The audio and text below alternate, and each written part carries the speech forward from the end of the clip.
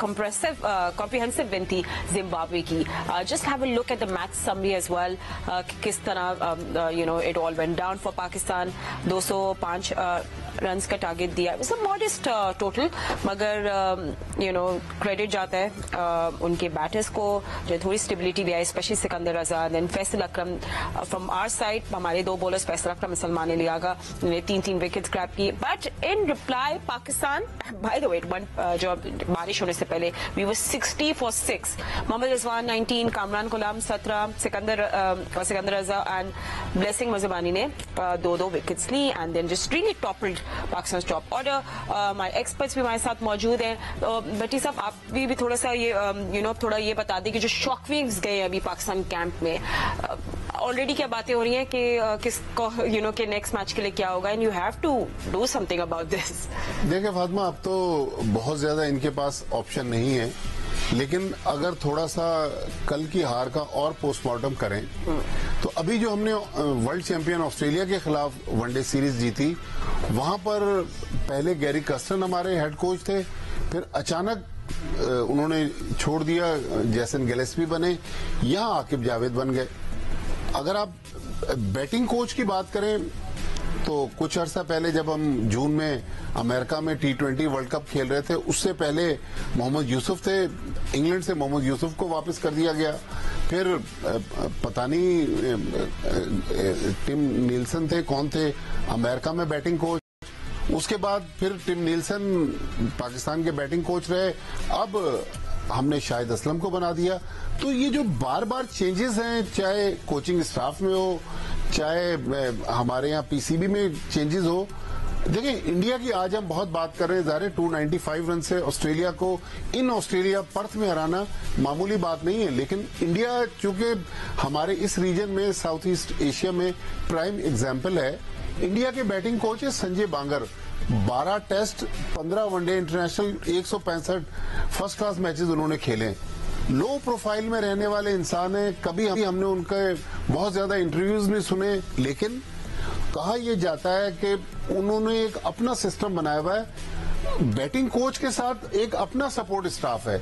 जो उनके, जो राशिद भाई बात कर रहे थे कि 2500 गेंदे खेलना मामूली बात नहीं है, ये फिर बैटिंग कोच आपको रिस्पॉन्सिबिलिटी देता है.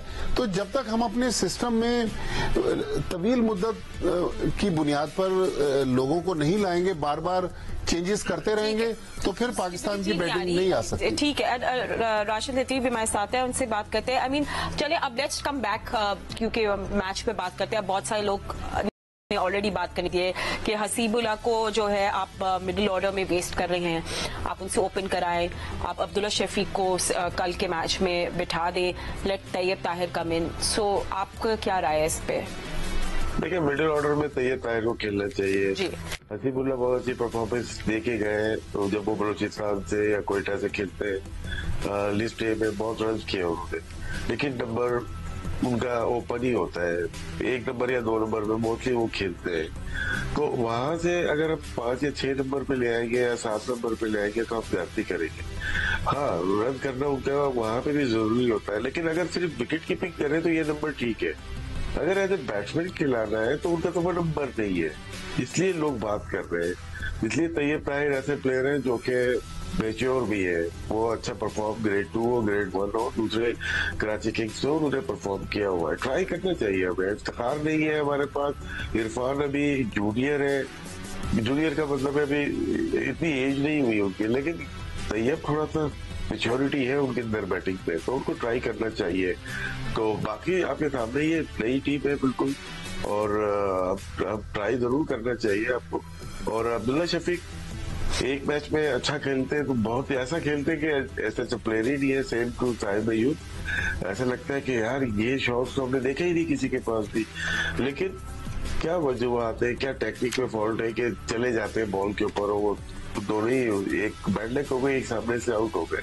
जिम्मेदारी लेनी पड़ी. टैलेंट होना ही कमाल नहीं होता, टैलेंट के साथ फोकस होना मेन है. बैट्समैन का फोकस होना, डिटर्मिनेशन होती है ना ओपनर की. ओपनर की साइकी डिफरेंट है, मिडिल ऑर्डर की डिफरेंट है. तो ओपनर को फोकस होना बहुत जरूरी है अपनी टीम के लिए. अपने लिए तो करते थे, अपनी टीम के लिए. जो आपने बात की हसीब को या तो खिलाए तो ऊपर ही खिलाए, वरना तैयब ताहिर को खेले। ठीक है। And you know just Ahmed भी वैसा था, अहमद ऑस्ट्रेलिया में अब्दुल्ला शफीक ने he did play a very strong supportive role, and then I don't know, and then जब वो बाद में क्रिकेट खेल रहे होते हैं you just feel like I can't believe it's the same person. So technically आपको क्या लगता है वो कहाँ लैक करे? And also Saim Ayub in the same breath, let's talk about him. I think कि अगर आप हमें बहुत सारे लोग इनको बोलते हैं कि टेक्निकली बहुत ज्यादा स्ट्रांग है, ऐसी बात नहीं है। टेक्निकली स्ट्रांग जो इंसान होता है वो अपनी विकेट पे बहुत ज्यादा वैल्यू रखता है, और रिसेंट पास में जो शॉट टेस्ट क्रिकेट के अंदर ये मारते हुए बार बार आउट हो रहे थे, इतना गैप बन रहा था इनके अंदर आते हुए बॉल पे, और 6वें स्टंप पे ड्राइव मारते हुए भी ये आउट हो रहे थे। तो टेक्निकली, और ये बच्चे नहीं है, यू गॉट टू अंडरस्टैंड, इन्होंने काफी टाइम पाकिस्तान क्रिकेट के साथ तो सिर्फ ये सैर ही करते रहे, इनको बहुत आइडिया है, और उसके बावजूद भी अगर ये आप रिस्पॉन्सिबिलिटी लेना पसंद नहीं कर रहे, तो इसका मतलब है इनके अंदर है ही वो एक आधी इनिंग जो हर 15 मैचेस के बाद आती है, और वो भी कोई इतनी एग्रेसिव इनिंग नहीं है कि ये मैच का पासा ही पलट दे। तो आई थिंक ये देखने वाली बात है। हसीबुल्लाह जैसे प्लेयर बाहर बैठे हुए हैं जो अपनी चांस का इंतजार कर रहे हैं और एक इम्पैक्ट प्लेयर बन सकते हैं, जिससे राशिद भाई ने देखे। आपको समझना पड़ेगा आपको तारीफ कौन कर रहा है। अगर राशिद लतीफ किसी एक कीपर के बारे में तारीफ कर रहा है तो क्यों नहीं समझ आ रही कि उसको बनाना है, उसका ख्याल रखना है। अगर वो कह रहे हैं कि वो अच्छा बैट्समैन भी है, उसका ग्लव वर्क भी अच्छा है, उसने परफॉर्मेंसेस की नहीं है, तो उसको आपने उसके नंबर पे लेके आना है। तो फिर इसमें दो राय है क्या? तीसरा, आपने देखे ना कि आप एक तो मिडिल ऑर्डर अगर आपने उसको 3 नंबर पे भी ले आते हैं और कामरान गुलाम को 4 पे कर देते हैं, रिजवान 5 पे आ जाता है, तो ऐसा मसला क्या हो जाएगा?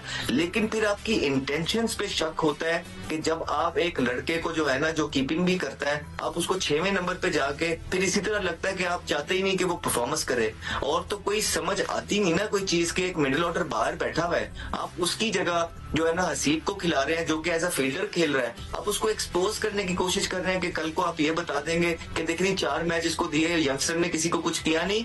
यही तो पास्ट के अंदर होता रहा है।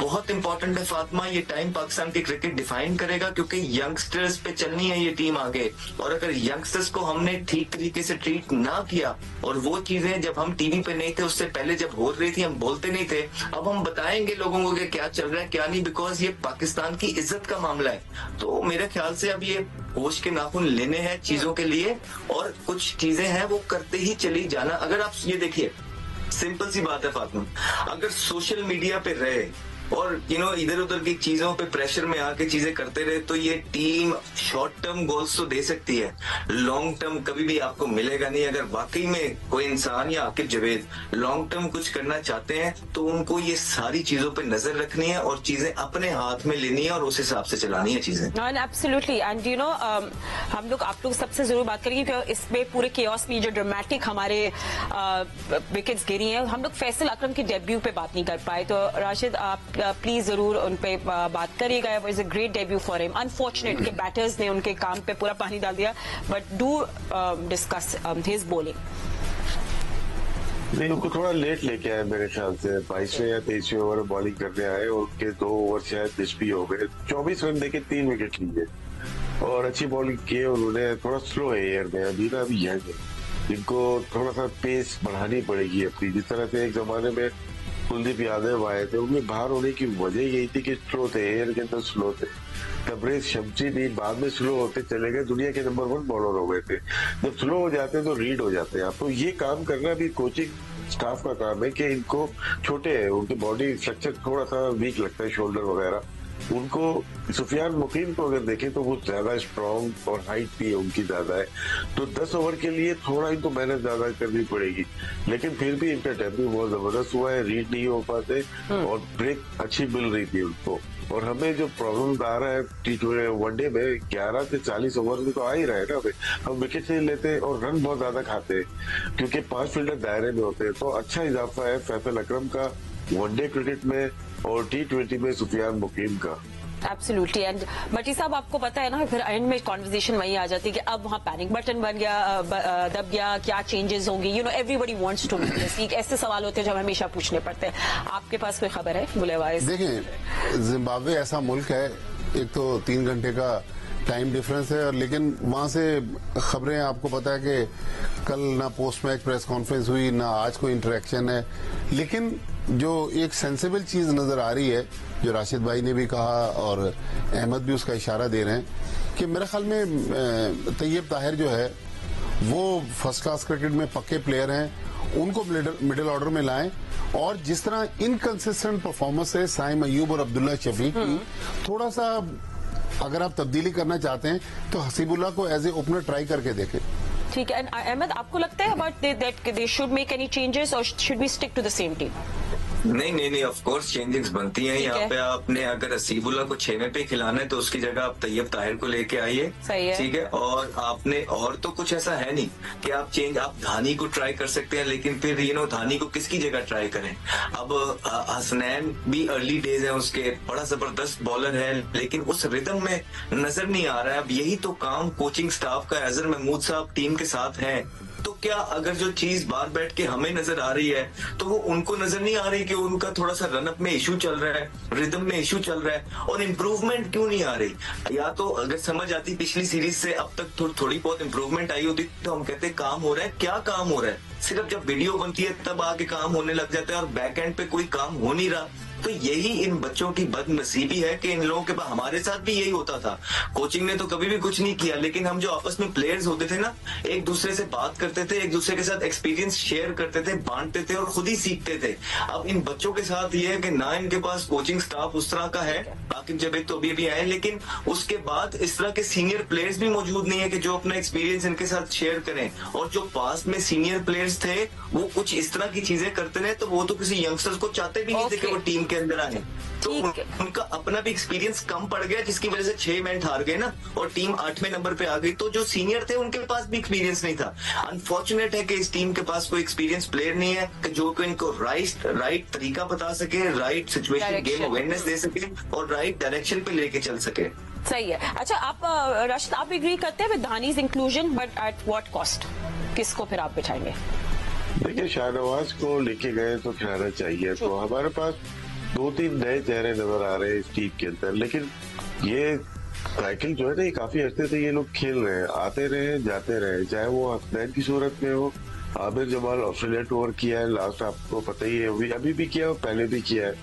और शाहनवाज धानी भी 3 साल 4 साल से टीम में कभी आते हैं, कभी मौके क्या इनको प्रॉपर दिए गए। अब हम दोबारा लेके गए और फिर भी हमने नहीं खिलाया। तो ये सेकंड बॉलिंग अटैक है हमारा या थर्ड है, ये समझ में नहीं आ रहा। अगर हम शाहनवाज धानी जो परफॉर्मर है या भी कुछ अनफिट बॉलर है हमारे, वो बिल्कुल ही आउट हो गए, तो मेरा ये मानना है कि शाहनवाज धानी को आप ट्राई करें। अगर आपके पास पेस चाहिए आपको, सही है, ये किसी भी फॉर्मेट में अच्छी बॉलिंग कर सकते हैं। थोड़ा एग्रेसिव है, शॉर्ट ऑफ लेंथ करते हैं ये, लेकिन यही काम जैसे अहमद ने कहा कि आपको कोचिंग स्टाफ आपको करवाना चाहिए। ठीक है, क्योंकि अगर पाकिस्तान की फर्स्ट क्लास क्रिकेट में उन्होंने अच्छी बॉलिंग की थी कोकोमुरा बॉल से नेशनल स्टेडियम की फ्लैट पिचेस पे, तो इसका मतलब है वो बॉल कर सकते हैं, जानदार है। गुड, उनको देख के मजा भी आएगा, but we would like to see him. So tomorrow Pakistan versus Zimbabwe. Sorry Ahmed, हमारी टाइम खत्म हो गया। I am really sorry, but आप कल हमारे साथ रहना ना, कल आपको मिलेंगे,